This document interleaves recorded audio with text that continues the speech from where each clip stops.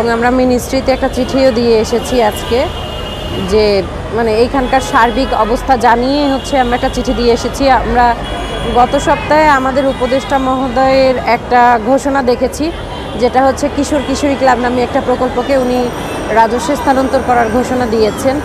তো আমরা এর আগে যখন উপদেষ্টা মহোদয়ের সাথে বসেছিলাম, উনি বলেছিলেন এই সরকারের রাজস্ব ঘোষণা করার কোনো সুযোগ নেই। তো উনি নিজে সেখানে একটা প্রকল্প রাজস্বের ঘোষণা করেছেন। আমরা সেটা অবগত করে চিঠি দিয়ে এসেছি যে তাদের নিয়োগটা আসলে স্থানীয়ভাবে, সোজা কথা ইউনো স্যারদের টেবিলে আমরা ভাইবা বোর্ডের সদস্য ছিলাম এবং আমাদের সুপারিশে পর্যন্ত তাদেরকে চাকরি দেওয়া হয়েছে। বিষয়টা এরকম, এবং তারা অধিকাংশই ছিল চেয়ারম্যান, মেম্বার, এমপি, স্থানীয় লোকজনের সুপারিশে তারা আসা। তো আমরা তো ঢাকায় এসে পরীক্ষা দিছি, আমাদেরকে তো সুপারিশও করে নাই কেউ।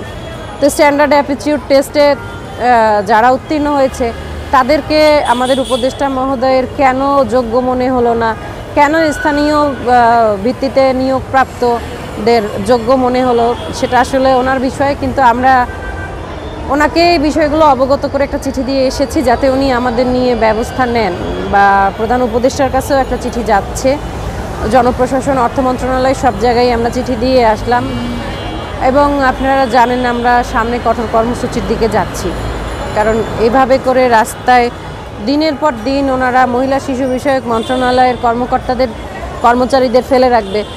তো ওনারা মাঠ পর্যায়ে নারীদের সাথে কি করবে? তো বিষয়টা হচ্ছে আমরা শুরুতেই আপনারা দেখেছেন এসেই সবার বদনাম শুরু করে দিছি, তা তো না। আমরা গিয়ে অন্তর্বর্তীকালীন সরকার আসার পরেও তো আমরা 15 থেকে 20 বার চিঠি দিয়েছি, তারা তো কোনো ব্যবস্থা গ্রহণ করেন নাই, বিধায় আমরা ইনসিকিউরিটি থেকে রাস্তায় এসে বসেছি। তো এইখানে আসলে কারো বদনাম করার জন্য রাস্তায় শুয়ে থাকতে হবে, বিষয়টা তো এরকম না। প্রত্যেকটা মানুষ আসছে নিজের কর্মের তাগিদে, নিজের রিজিকের তাগিদে। তো আমরা আমাদের চাকরিটা চাচ্ছি, চাকরিটা পেলে বা এটার কোনো নিশ্চিত কোনো খবর পেলে যে ভবিষ্যতে আমাদের নিয়ে এইটা করা হবে, তো এরকম খবর পেলে তো আমরা চলে যাব।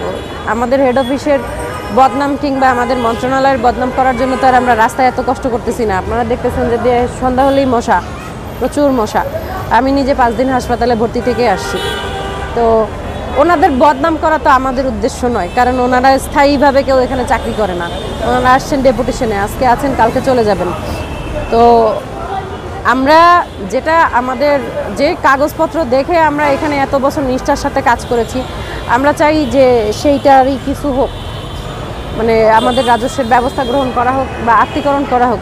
ওনাদের সৎ ইচ্ছার অভাব, আমরা ওনাদের সৎ ইচ্ছা দেখতে চাচ্ছি। আমার পোস্টের নাম তথ্য আপা নয়, প্রথম কথা, অফিসের নাম তথ্য আপা। আর গ্রেড অনুসারে সরকারি 10ম গ্রেড অনুসারে যেটা বেতন, আমি 7 বছর ধরে সেটাই পেয়ে আসছি। স্পেশাল করে কোনো টাকা আমি পাই নাই। আপনাদের বরং উল্টা আমাদের বেতন কমানো হয়েছে। আমাদের পেপারে সার্কুলার দেয় 27,100 টাকা সাকুল্য বেতন।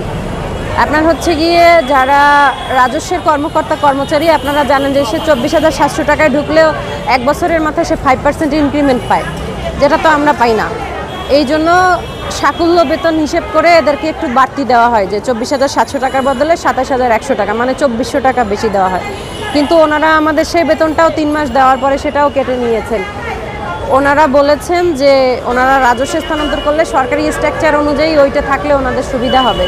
তো আমরা আসলে কোনো কিছু বেতন কমে যাবে বিষয়টা এমন না। বিষয়টা যদি ওনারা আমাদেরকে রাজস্ব স্থানান্তর করে, সেক্ষেত্রে আমরা যেটা বেতন পাইতাম সেটাই পাবো।